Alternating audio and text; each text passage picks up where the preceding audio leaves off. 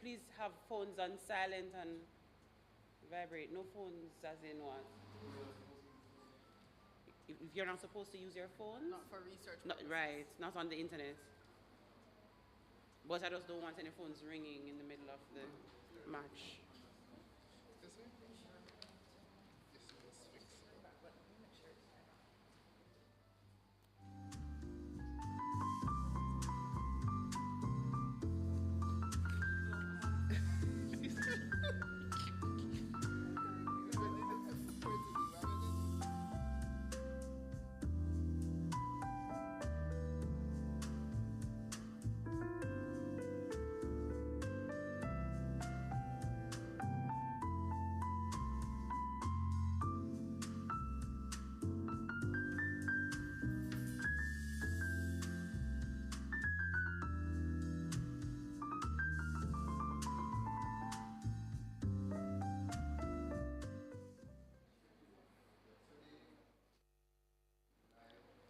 Good morning again, and welcome to the third staging of the public sector debate competition. Welcome to those joining us on social media. I am Tamika Gunmighty, Communication Specialist in the Transformation Implementation Unit. Today, we have with us the Ministry of Justice, and they will be proposing the moot against the Southern Regional Health Authority. Be it resolved that public utilities, water, electricity, garbage collection, etc., should be completely privatized. I repeat, be it resolved that public utilities, water, electricity, garbage collection should be completely privatized. I know you are all excited for the match to begin, so I will first invite Team Proposition to introduce themselves.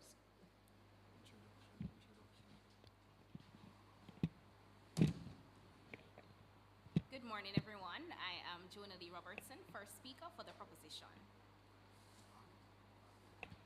Are you hearing me clearly? Good morning, everyone. I am Peyton Patterson, second speaker for the proposition. Good morning, everybody. Demoy Whiteley here, the responding speaker for the proposition. Thank you so very much, Ministry of Justice. We now invite the Southern Regional Health Authority to introduce themselves. Good morning, everyone. My name is Amoy Thomas, first speaker of the opposition. Good morning, everyone. My name is Rachel Cockett, second speaker for the opposition. Good morning, everyone. My name is Ashley Preddy Smith, response speaker for the opposition. Thank you so very much, Team Opposition. Today's adjudicators are our partners from the Jamaica Association for Debating and Empowerment, JADE. Judges, will you please introduce yourselves? Thank you, Tamika. I'm Cleveland Tomlinson, and I'll be your chief adjudicator for the match. Good morning, ladies and gentlemen. My name is Roshana Jarrett, and I'll be one of your wing judges for the match. Pleasant morning, everyone. The name is Javon Downey. I'll serve as a wing adjudicator for the match. Thank you so very much, judges. Teams are familiar with the rules, so let the debate begin. Over to you, judges. All the best, teams.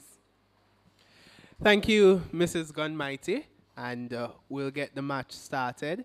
Teams are reminded that within the first minute of each speaker's speech, with the exception of the reply speaker, that the first minute is protected time. That means no points of information can be asked of the speaker who is on the floor.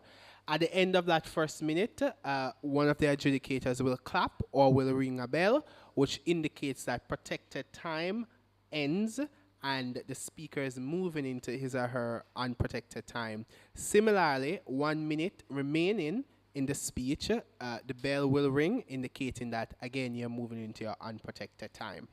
Remember as well, our new arrangement that after the second opposition speaker, we will move into a period of questioning where the proposition team will field questions from the opposition team. The same will obtain for the opposition team, receiving questions from a proposition team. And then we will continue the debate with the opposition reply speaker, followed by the final speaker in the debate, the proposition reply speaker. Ladies and gentlemen, let's get the debate started, and we'll have 7 minutes on the clock for the proposition team.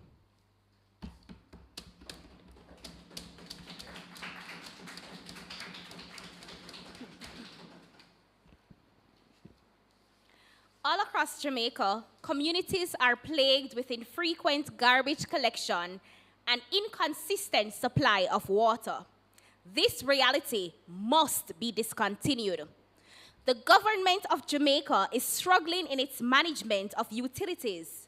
Judges, members of the opposition, and others within the House, good morning.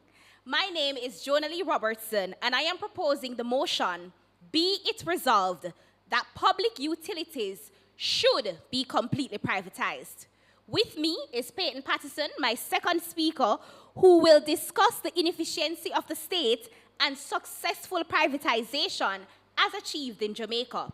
And Demoy Whiteley, our reply speaker, who will reinforce our main arguments and close the debate.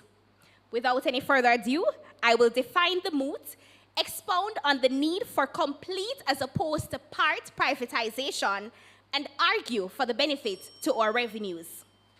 A public utility is a service provided for the public. Privatization is the act of divesting a business or an industry so that it is no longer owned by the government. When we advocate for the privatization of public utilities, we are saying, in every way possible, there must be full divestment of ownership from the government of these public utilities. We are not opposed to phased introduction of complete privatization. Similarly, for the welfare of the public, the government of Jamaica will retain regulatory oversight of private industries. Mr. Speaker, the responsibility of protecting civilian rights will remain with the government, and if the people of Jamaica were to be subjected to tyranny, it would be a complete failure on the part of the government as a regulator. The House has proposed full privatization for three main reasons, namely, investment attraction, clear accountability on the part of private corporations, and increased government focus in its core functions. Complete privatization attracts more private investments. Private investors generally avoid committing significant funds where they will not have full control. A successful demonstration of this is Morocco. Not only are they achieving their $30 billion investment plans, customers have noted significant improvements. We're talking about shorter wait times, simplified procedures, and quicker repairs. With full privatization, accountability for performance will rest solely on the private entity. This will then reduce any ambiguity about responsibility. Such clarity can lead to better oversight and regulatory measures to ensure compliance with standards and regulations. Full privatization allows government to focus on core functions such as policymaking and regulation. This will then lead to a more efficient use of public resources and better governance overall. For example, a recent Auditor General report on NWC's performance revealed that the government had significant deficiencies in scoping, execution, and monitoring of capital projects, which led to time overruns and increased cost of over 660 million Jamaican dollars. Mr. Speaker, the government can't manage. Permit me, Mr. Speaker, to advocate for the privatization of public utilities as a generator for revenue and a decline in the national debt ratio. In divesting its ownership, the government of Jamaica will acquire additional funds that can later be used to repay the country's debt. It will also reduce the financial burden of government for maintaining and upgrading utility. Take, for example, the country's privatization and public-private partnership plans that facilitated the sale of 9 state assets worth a combined US $1.7 billion. That's approximately 238 billion Jamaican dollars. The privatization of NWC and NSWMA that have not been properly managed by the government sounds like another $2 billion to me. Don't you think? In closing, I understand the position of the opposition.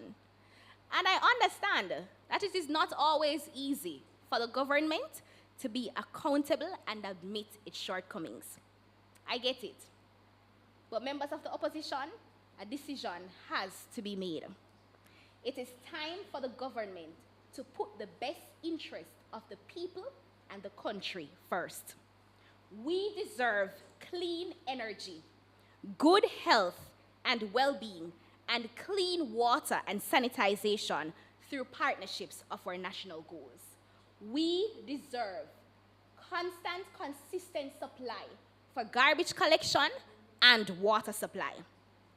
It was just a few weeks ago in one of our communities where residents had weeks of built-up garbage that were uncollected, and they had a body decomposing for 3 days next door, but they were unable to decipher the stench of the decomposing body because of the similarity with the stench of the garbage. Jamaica deserves to be the place of choice to live, work, raise families, and do business. Mr. Speaker, members of the opposition and others within the House, it is time for complete privatization of public utilities. It is time for our country to generate significant revenue and limit the debt ratio. I thank you.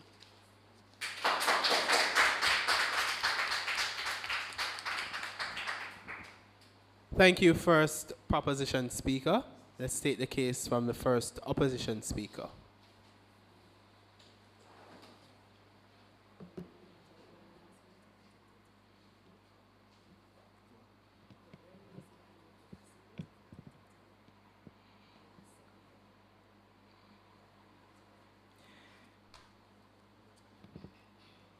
Judges, spectators, my worthy opponents, a pleasant morning to you all.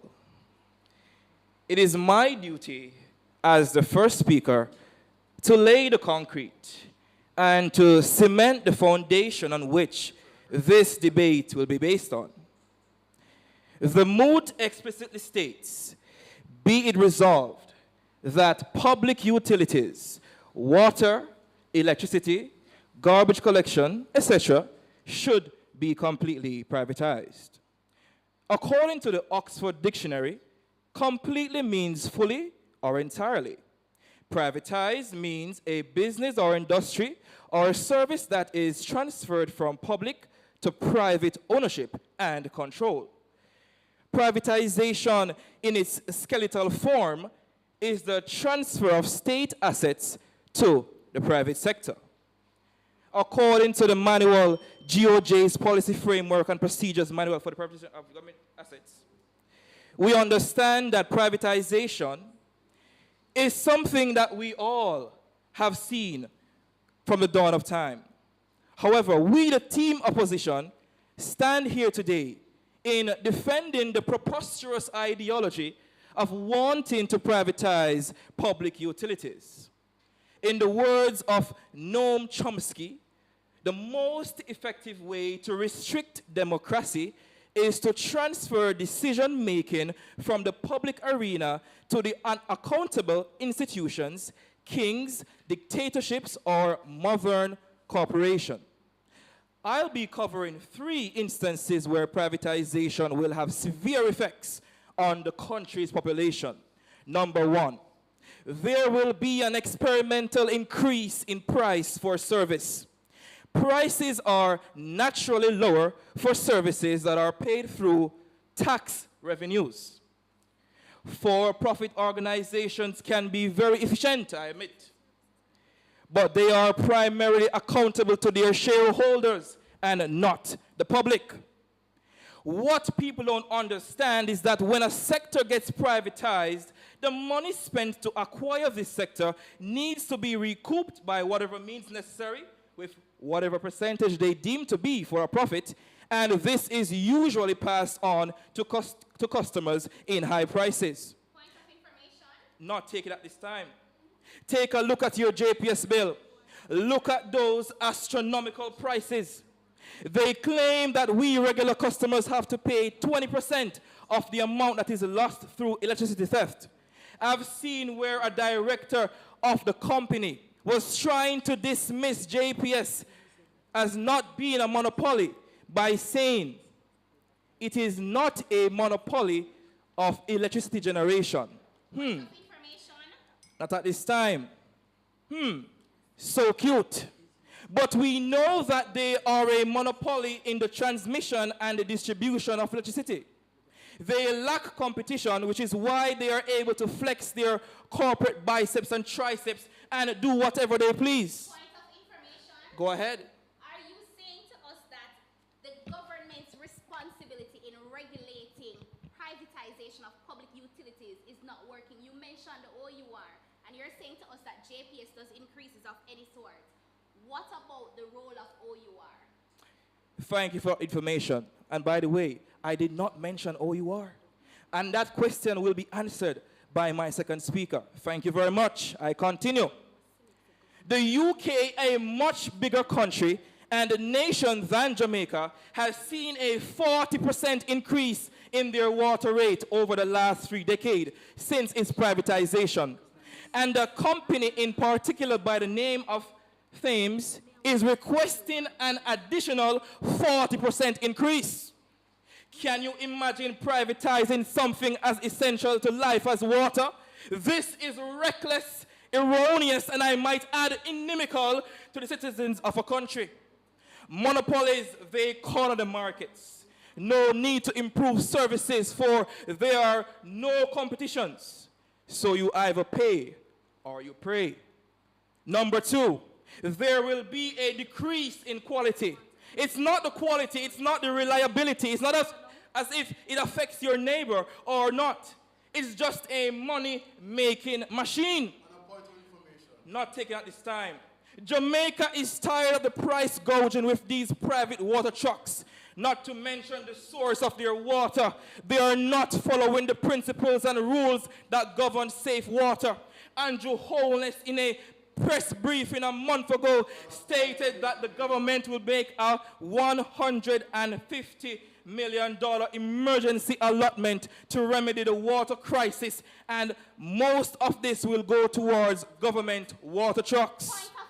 Not at this time. In the UK, water companies are pumping sewage in rivers so they can cut costs on sewage treatment. Can you imagine? One of their companies borrowed money to invest in infrastructure and to enhance the water quality, but ended up using it to pay shareholders. A total disgrace. Not at this time. Number 3, there will be vulnerable groups who will not be able to access these services. When the Bechtel Corporation of San Francisco came into privatization, even the water from the sky was privatized. You could not even catch a cup of rainwater. Where is the justice? Where is justice? Puerto Rico. Ever since the privatization of electricity in Puerto Rico, it has been a catastrophe. Increase in prices and a decrease in the quality of service to the population. Mr. Speaker, if the primary goal is to serve the public rather than the shareholders, we need to be careful not to sacrifice the public interest to private profits. People always talk about private bringing innovation. Yes, they're efficient, but in regards to innovation, they always talk about the private sector bringing innovation. Do we realize the magnitude of innovation that we are currently engaging in? These debates are not a waste of our breath. This is not a mere verbal exercise. We are not here to flaunt, to parade, but we are here because these debates, which is a part of the public sector, will go on to implement changes in the government of Jamaica. I rest my case. Thank you. First, the opposition speaker. We invite the second, the proposition speaker, to continue the case for the proposition team.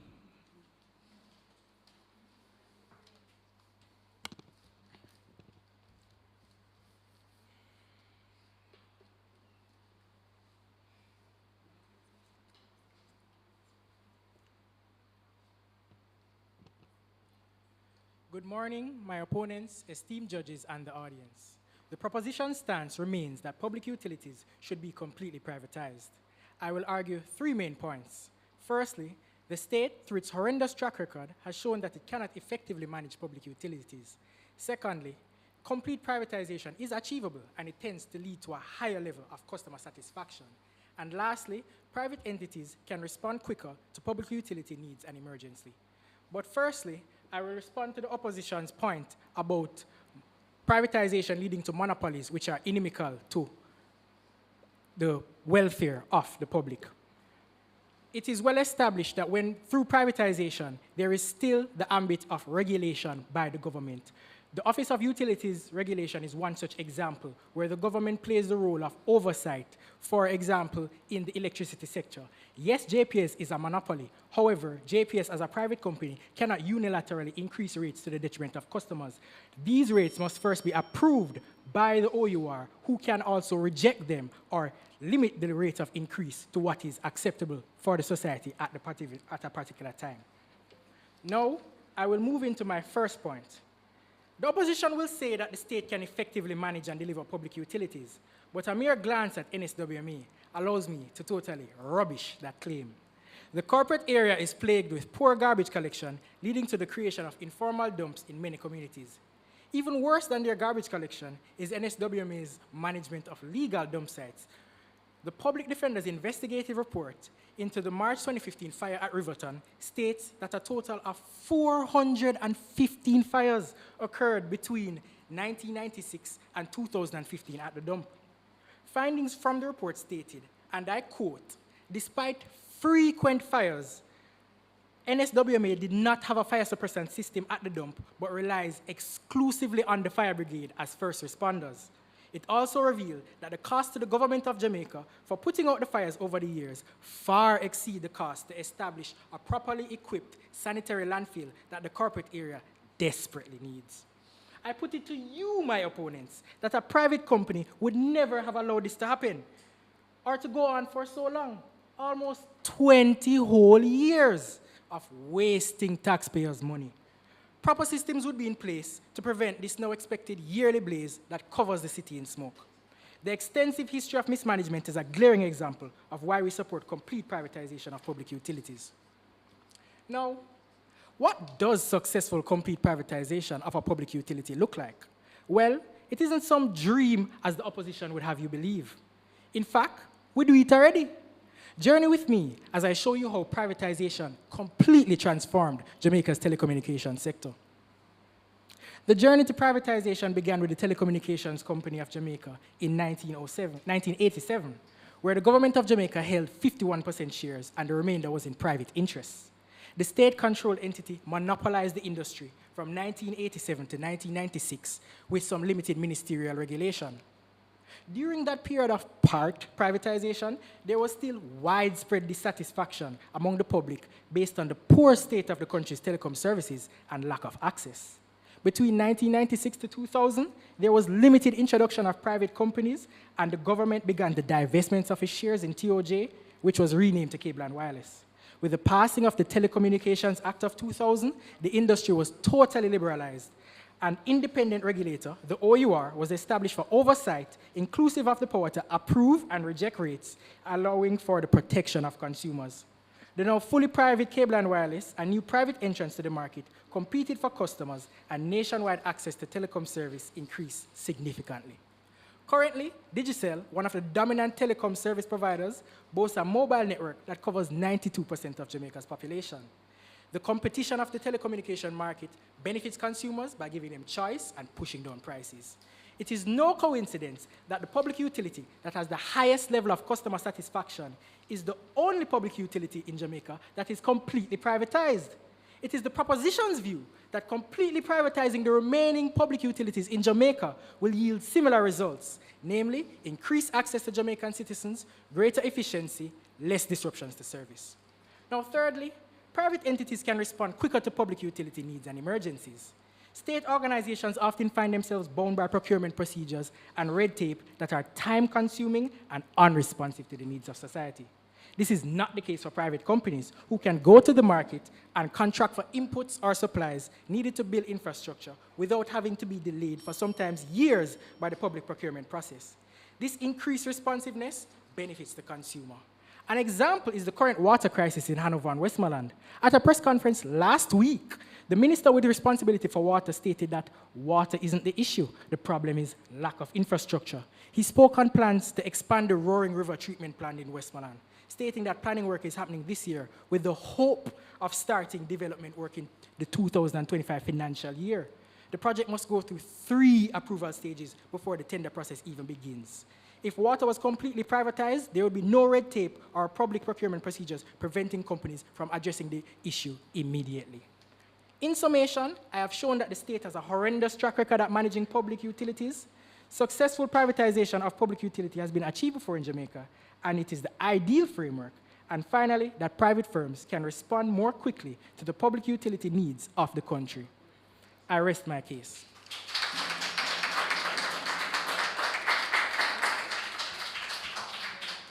Thank you, second opposition speaker. And let's take the contribution from the second. Thank you, second proposition speaker. Let's take the contribution from second opposition speaker.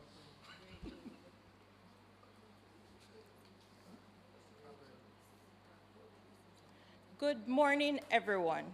Esteemed judges, my fellow teammates, my worthy opponents, ladies and gentlemen, I greet you. Today, Mr. Speaker, I stand before you proposing a little game of would you rather. Now I ask, would you rather lay pitifully at the mercy of the man who sets his price tag driven by personal gain, or stand collectively catered to by decisions driven by intentions of national development?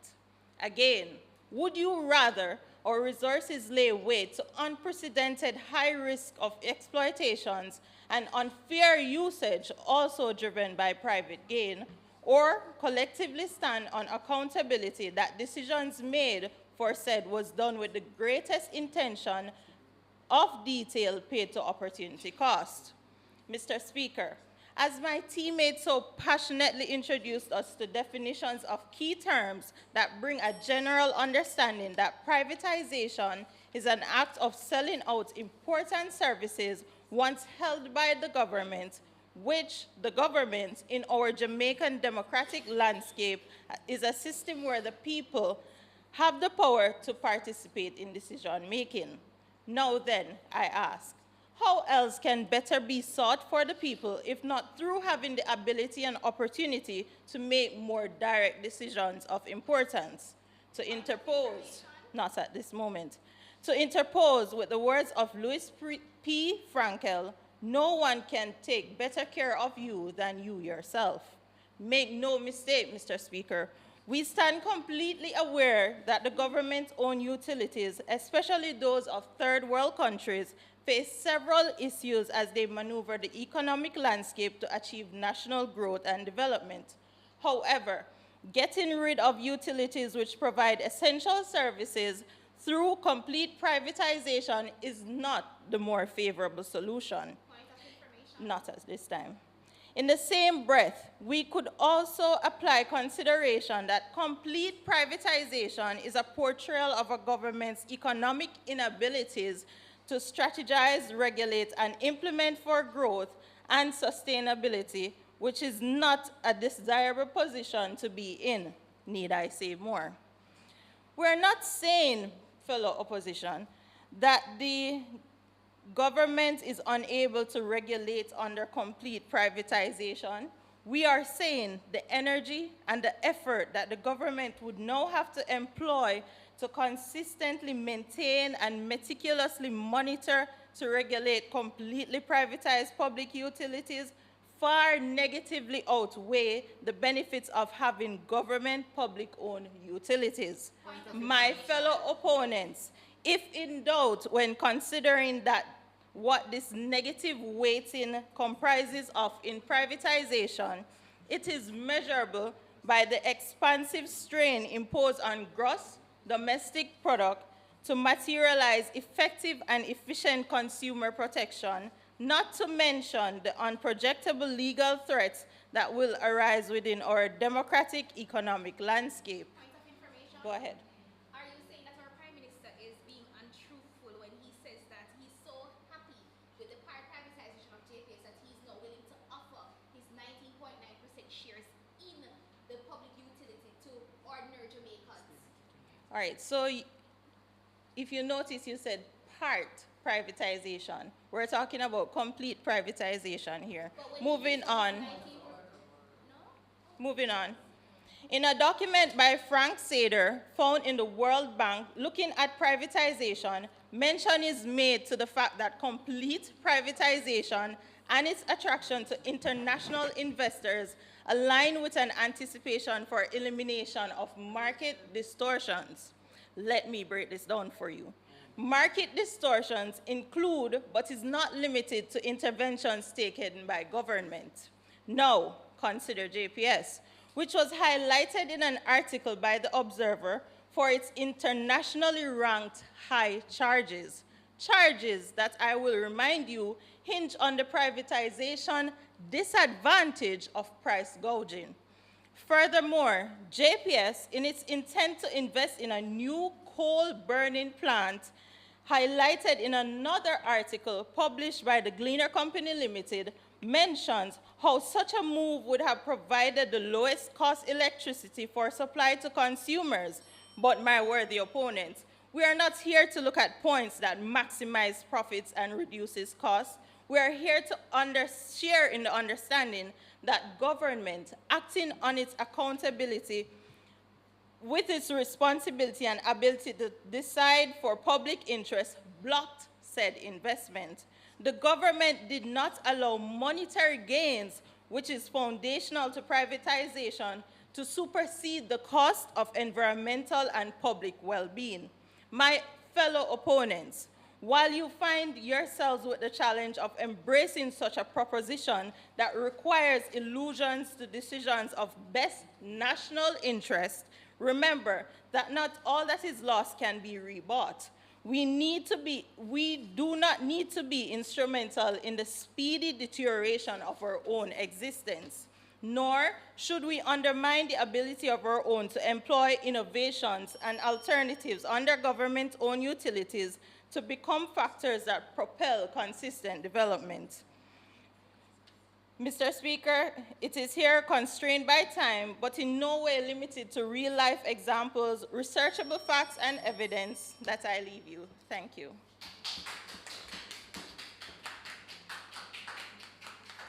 Thank you, second opposition speaker. And we'll now move into the cross-questioning period, where the opposition team will ask questions of the proposition team. So we have 5 minutes now. Proposition will be answering questions. Opposition will be asking proposition questions. Questions must be asked within 20 seconds, and proposition must respond within 40 seconds. If you exceed that time, whether you're asking or responding, then we will ask you to desist and move to the next question. All right? And this period will take place for 5 minutes. All right? So let us begin with the questioning of the proposition team. All right. Earlier, you stated that you use privatization as a tool for innovation. Are we saying then that within the public, government-owned or public utilities, we are not able to innovate and find means or ways to maximize on development, cut costs for ourselves? Thank you very much for that question. So our response to that is that because the public sector is not motivated by profits, they're not pushed to innovate. They're simply providing a service. When you are motivated by profit, it is not always a bad thing. It pushes you to innovate because you want to make more profit. If there is a way that you can create that will push the generation of more funds, you will find it. So then you're saying that this isn't a closed-ended situation. If it is that profit would drive innovation, can't the government embark on such a solution? No, what he is saying is that we all know that that is the case, but that has not been happening. Therefore, we ought to look at the option of privatizing these public utilities so that in the essence, or in the case of trying to gain these profits, they will provide accessibility to everyone which they can provide a service to. Right, so you mentioned earlier that privatizing frees up resources, specifically funds.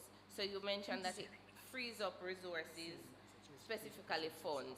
Now, when those funds are, as you said, freed up, how then would you expect the government to properly manage those funds since you're freeing them up from your previous ties? How would you suggest that they use those funds? Thank you for that question. You know, it's a wonderful question, but my thing is, any responsible government, when resources are available, will put it where it is best needed. I have many examples of where the government can put those potential funds that will be free to good use. For example, education. We can speak about the disparity where education is concerned. We can talk about health care. Have you been to the hospital since recently? We can speak about infrastructural development, and we can go on and on, but we're only binded by 45 seconds. All right, team proposition. You guys keep mentioning how the funds can go into other infrastructural development, but are you aware that through complete privatization, our resources become, it's up for grabs, basically, under this system, where, you said time? Sorry. Oh. Our response is that these resources that are divested to the private will still be regulated by the government generally. So when the public utilities sector is handed over to private companies, the government, which you advocates so strongly for, who has done a poor job of managing, they will now have a lesser responsibility of oversight to ensure that the public is not negatively impacted.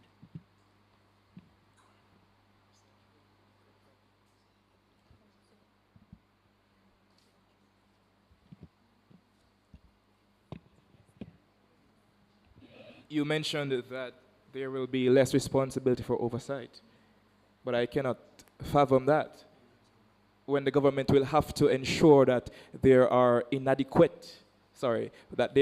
adequate persons assigned to monitor these things. It seems as though you've misunderstood because doing is always harder than watching. Now, you have to understand that regulatory framework includes robust legislative framework. Once these are implemented, it will not require day-to-day time from the government to regulate. And the fact that the government has been failing to do so, it's only best that they now take the seat of regulation as opposed to ownership and management. And are you also aware that through privatization, limited access is given to the government to intervene in terms of what happens within these individual organizations that now control these utilities? It's the same way, sorry. Our response is that once it is a public utility, even though they are not involved in the day-to-day running as the regulator, they still put the legislation in place to govern the rules. But come on, proposition. Thank you. Thank you for the questioning. Thank you for the questioning of the proposition team. We'll now take the questioning of the opposition team. Team opposition, you mentioned Puerto Rico as an example concerning failure of privatization. Are you aware that the failure in Puerto Rico is not as a result of privatization, but as a result of the government's inability to implement the required regulatory framework to ensure that the private corporations are properly held accountable?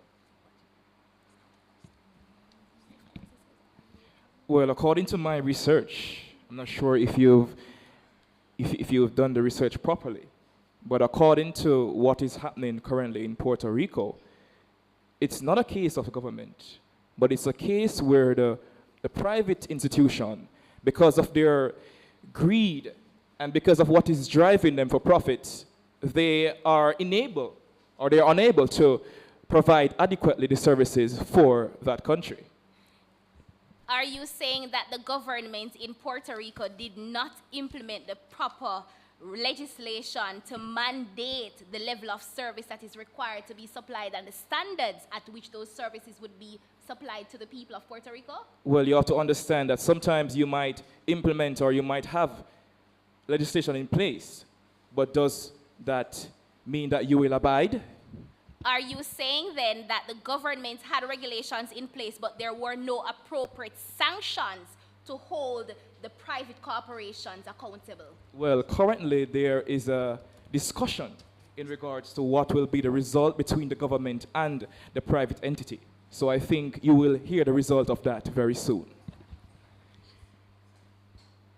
One of your previous speakers stated that JPS prices are too high as reflected by some article that was an international article. However, does this not reflect a failure on the part of the state that you want to manage the resources as the current regulator of electricity, the Office of Utilities Regulation? If they are failing to oversee, how are they going to properly manage? As you mentioned, the OUR is expected to manage. Now, if they are already having issues managing the private companies, as you claim, how then are they gonna manage everything completely privatized? Because it is not gonna be one company or two companies, it's every single utility that they'll be now having to manage in that way. Thank you for that answer. The follow-up question to that is it the responsibility? Is it the responsibility of OUR to manage these entities or to regulate the services that they provide in protection of the regular citizens of this country?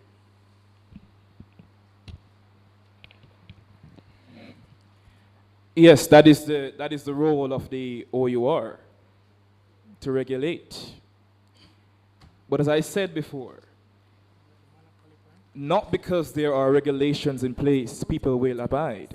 And I can give you an example. Currently in the water industry, we have so many private trucks who are not abiding by certain rules and regulations, and they're doing whatever they please in terms of the quality of water we are currently receiving.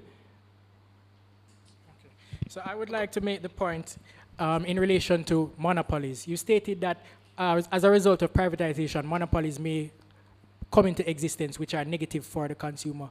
But currently, NWC has a monopoly on the water industry, and they're doing a terrible job of supplying water to the public. Is that not the case?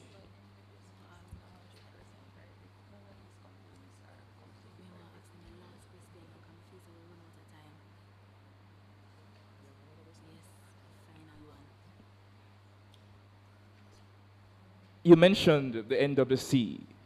The NWC, I'm sure you understand who owns the NWC. Am I correct? It is owned by the government. It's not a private entity. So in terms of your issue with monopoly, the reality is that private water companies do exist. I can give the example of Kankara. So water licenses are actually there for companies to have. However, the state has a monopoly by virtue of them being the largest provider. And through their provision of water, it is substantially lacking in Jamaica. How do you respond to that? do you understand that the government has a right for national water distribution? The government has the right for the citizens of a country to have water. Do you understand that? Do you not want the government to provide water for its citizens? No, Thank you. The government has a right for that. That concludes the questioning, the period of questioning. Thank you, both teams. Now let's take the reply speech from the opposition.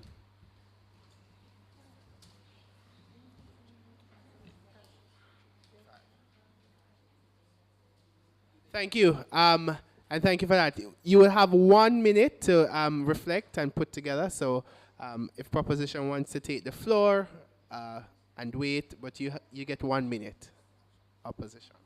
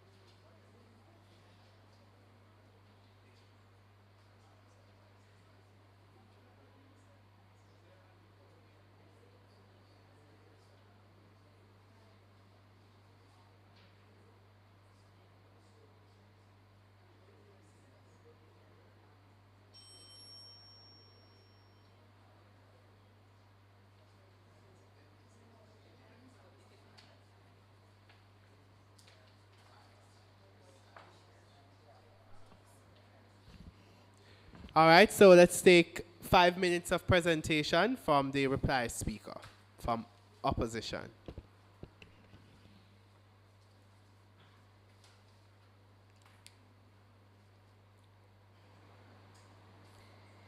Esteemed adjudicators, worthy opponents, ladies and gentlemen, good afternoon.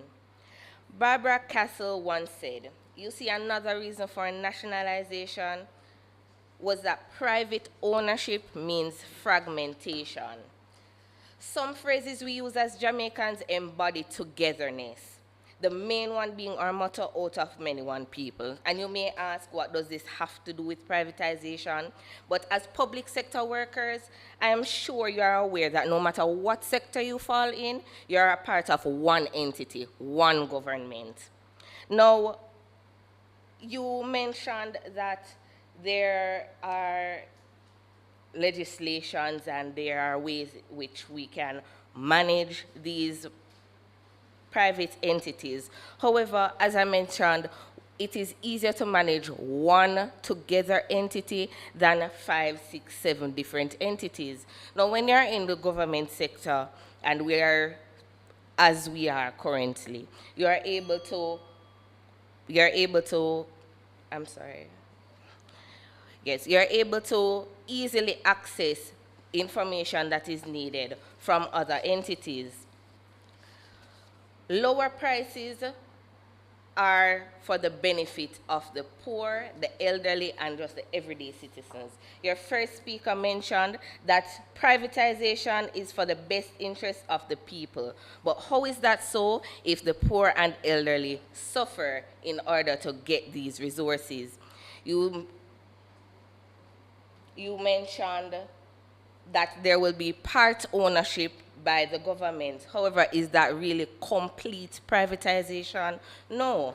We are still going to be involved heavily. We are still going to be part owners, and therefore you cannot look at it that having part ownership in a private entity is the same.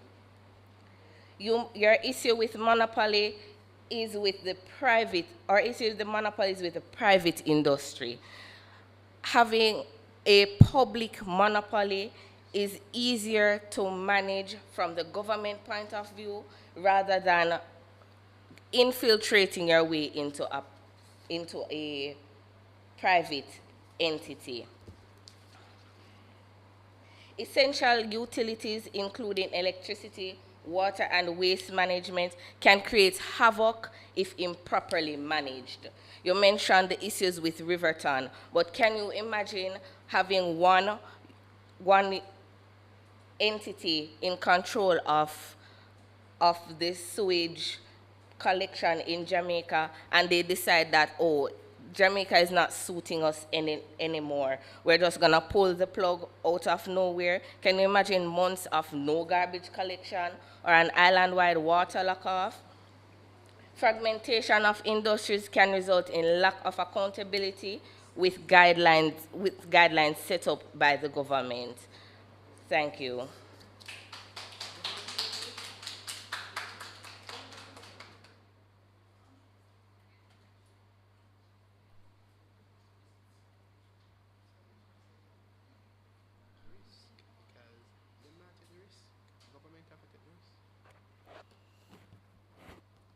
All right, so we'll take 5 minutes from the final speaker in the debate, the proposition reply speaker. Good afternoon, everybody. I must say this must be Stockholm Syndrome, because I cannot understand why time after time these utilities have continuously failed us, and yet still my noble opposition, I would assume, continues to defend poor service. It must be Stockholm Syndrome. One entity, one government. This sort of oneness. It must be Stockholm Syndrome. Can't we aspire to get more? We saw the success of this with the telecommunications sector, which I will go further in. We also saw the success of this with JPS. We're now, based on their innovation, we now have what is called the prepaid option, where you're not worry about in a month you're going to get an exorbitant fee. You top up what you have, work with what you have, and the light there, you know what you're working with. It must be Stockholm Syndrome. My friends, my apologies, sir, I'm just so excited. Esteemed judges, members of the audience, it is my duty this afternoon to bring this debate to a close as we do our final bid in support of the proposition, which is the complete privatization of public utilities. It would be remiss of me to have allowed the opposition to continue to do what they did just now, which is to mislead my noble audience and our judges in front of us. Bible speaks about false prophets, just bear that in mind. Our team has presented a compelling case built on these key pillars: efficiency, competitiveness, responsiveness, innovation, and fiscal responsibility. Let us not forget, private companies operate in a competitive market which drives them to optimize their operations, reduce waste, and deliver higher quality services to their customers. Unlike public entities who are bogged by bureaucratic red tape, lack of accountability, public firms have strong incentives to meet consumer demands promptly and effectively. Secondly, in a privatized environment, companies are motivated to innovate to gain competitive edge. I would have mentioned it previously with JPS. That sort of innovation would not have happened if it was still under the tutelage and management of the public. It cannot, it would not. This normally leads to development of new technologies, improved service delivery methods, and better customer experiences. Let's not forget, privatization unleashes the creative potential of businesses, driving progress that benefits all consumers. Lastly, managing public utilities often requires substantial financial resources, contributing to national debt and straining public budgets. By transferring these responsibilities to the private sector, the government can alleviate this financial burden. The funds can be redirected towards essential public services, as we would have said earlier, through education. We see what is happening there, healthcare, and infrastructure development. My team, members of the audience, judges, let me take you back to a time, because the opposition wants us to forget. There was a time when we only could have afforded one phone per household. There was a time when only the rich had phone. There was a time when if I wanted to call you and you're in a different parish, I had to pay and you had to pay. Let us not forget where we're coming from and look where we are now. Everybody in this room with a cell phone, raise your hand. All right, point. We can raise none too. That is fine. That is fine. We are now in a place where telecommunication company, that was a time, we now have multiple players, yes, no monopoly. And now we see where the most vulnerable of our society are protected by OUR through regulation and constant monitoring. We see where the most vulnerable among us as a society have access to these services. Even baby were just born have a phone. Am I lying?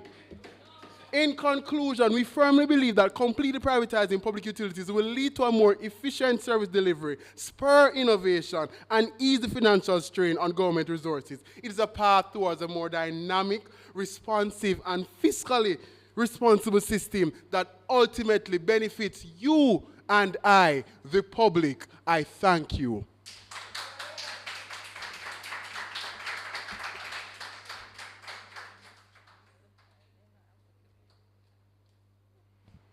Thank you so very much. Ladies and gentlemen, the arguments have been made by Ministry of Justice and by the Southern Regional Health Authority. Does the Ministry of Justice get justice and privatize?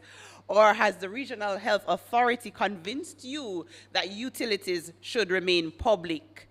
They debated the moot, ladies and gentlemen. Be it resolved that public utilities, water, electricity, garbage collection should be completely privatized.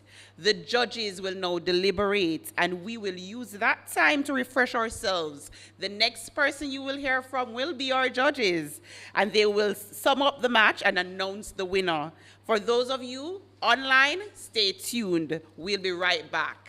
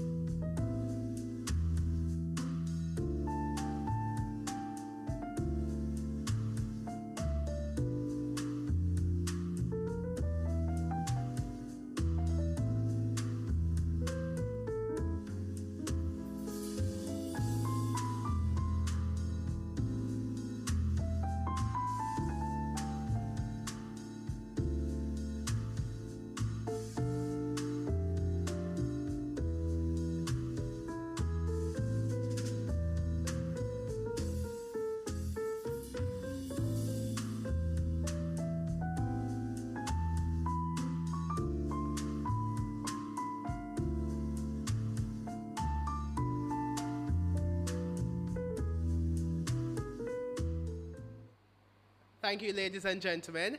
I think it was a very good debate that we saw on display, and I invite you to put your hands together for both teams.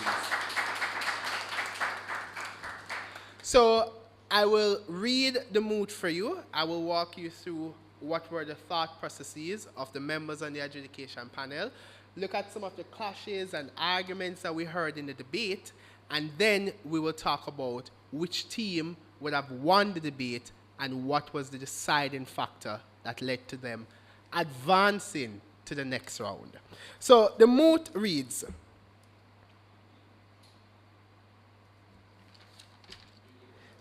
right, be it resolved that public utilities, water, electricity, garbage collection, etc., should be completely privatized.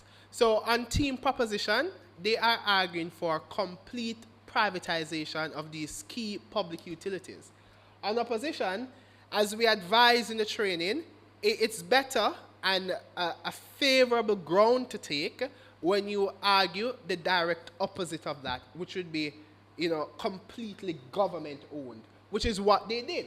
So we thought that was very commendable on the side of opposition. Let's talk about some important clashes that came out in the debate. The clash, again, about cost. Is it more costly to consumers when we have these public utilities being fully privatized, as in the case of proposition's position, or will it be cheaper when we have them fully government-owned in the case of opposition? We thought at the end of the debate, the arguments that came out would have given a more persuasive case in terms of proposition as to which would be which would be less costly for consumers. So on that particular clash, we thought that proposition would have excelled on that clash. But let's look at how we examined that clash in the debate. Proposition argue that when we privatize the market, it allows for the entrance of competitors, and that competition in the market leads to more effective price setting, as that price setting is not done by a particular monopoly, but that price setting is done by multiple operators within that market. And they would have expressed to us that private sector companies as well generally exhibit a greater degree of efficiency in their handling of issues. So not only would you have cheaper cost of electricity for consumers, but they would be getting greater efficiencies. As they contend, the public procurement mechanisms within the public sector prohibits effective and efficient responses from government to issues that exist. So they contend that the consumer benefits two ways when you have a private sector operator in the market, and that is greater efficiency and cheaper costs. Let's juxtapose those kinds of benefits to what we get from opposition. Opposition argues, and not very convincingly for the panel, that when you have a fully privatized public utility company, that there are some individuals that will not benefit, and that those who are vulnerable, for example, may not necessarily receive the kind of service that they should. What would have been helpful for opposition is to identify why and explain for us in a more substantive way why there will be some groups of persons who will be excluded when the market is fully privatized that currently doesn't obtain when the market is now being owned and operated fully by the government. For example, what could have been helpful for opposition is if they were to tell us that, well, private sector entities rarely have an interest in profit making and generation, which I alluded to minorly. But the more substantive part of that rebuttal could have been that a private sector entity will not set up operations in different parts of the country where they perceive that the cost of operating will be greater than the cost of the revenue that they generate. And in that regard, you might find that the very hilly areas in the country, a telecommunications company will not invest in that. So you're going to find that people who live very deep in the valley, where I come from, where we don't really have much telecommunications up there, that they are not particularly interested in investing in that kind of mountainous region because it's just very costly. And the entrance into that kind of area is just too prohibitive a cost. So government, however, would have a greater incentive to invest in those areas in the country because they have a responsibility to ensure that everybody across the country have access. And that would have been a far more compelling position to take. Now, let's dig further into the argumentation. We heard from proposition that even though you will have a privatized market, that these private entities will not be operating on a frolic of their own with respect to price setting, and that there will be a regulator in the market, as currently obtains in the Office of Utilities Regulator. We didn't get much contestation to that idea, but a contestation to that idea could be. Having a regulator doesn't necessarily mean that companies will not be able to raise prices, etc. Because how it currently obtains is that when a private company or when a utility company now wants to raise its price, it will simply apply to the OUR, lay out the justification for an application for an increase in price, and where it is justifiable, the OUR will give it. If it is not justifiable, the OER will not grant that increase. But in that case, the private entity, if it is to enter into the market and to seek an increase in their prices, and it is denied by the OUR, where there is actually a legitimate basis on which that increase should be granted, then they are no longer incentivized to stay in the market. And if they are denied that kind of increase, then they might employ other kind of market mechanisms that might be unfavorable to the consumer to recoup the loss from that refusal on the part of the OUR to increase. So you don't necessarily have the case always be where prices cannot be increased because there are market volatilities. Oil prices continue to rise. There are global interruptions to the oil market. And then we import that higher cost of electricity in Jamaica. In those instances where these private entities apply to the OUR, then it is justifiable for the OUR to grant these increases.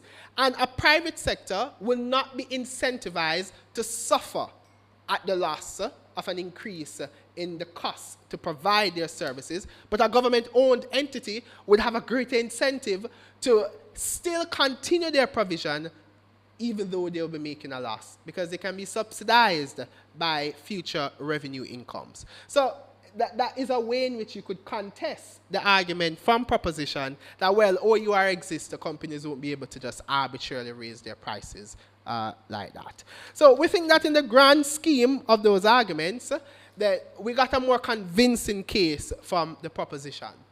Proposition's case, however, could have been advanced by letting us know what is currently problematic in the status quo, why we should move to full privatization, and what are the harms that we're seeing out of that. We heard an idea coming out of proposition that, well, the money that is earned from privatizing these entities, the profit, the revenue that government would get from the sale of these entities could be used to service debt reduction. Why is it important for us to service debt reduction? And is that the underlying need for us to privatize these entities? And what is so important about debt reduction? We didn't get that. So it's called framing, where we need to see what is it that is so important about this that you're advocating for. And all we heard from the first speaker, who would have posited the idea of debt reduction, is that, well, this money that we get can really be used to service the debt, to pay down the debt. You know, and in my mind, I was wondering, why is it so important to pay down the debt?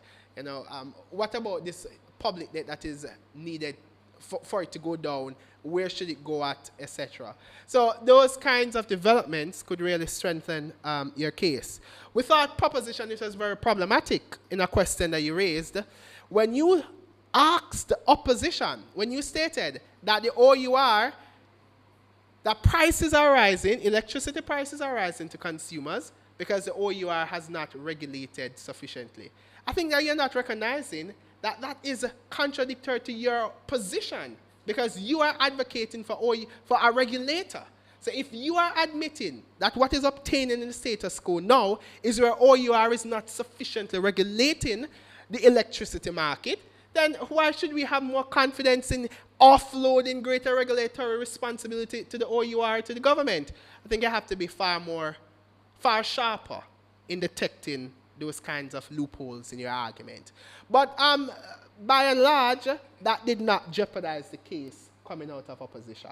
We thought there needed, coming out of proposition, we thought there needed to be greater substantive presentations from the opposition team, and incorporating some of the advice I would have given earlier could have seen a more valiant effort. But with that said, ladies and gentlemen, I think that it's clear that the winner of this debate is the proposition team, the Ministry of Justice. So the scores are Ministry of Justice ending on 223 points, and the opposition team from the Southern Regional Health Authority ending on 182 points. And that's out of a total score of 280. And then the best speaker in the debate would be the gentleman, the second proposition speaker.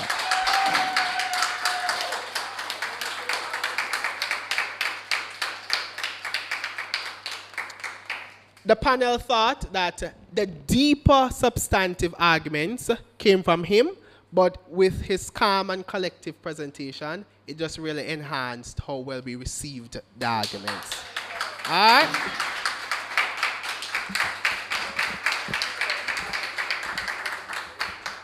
Thank you, ladies and gentlemen. Take care.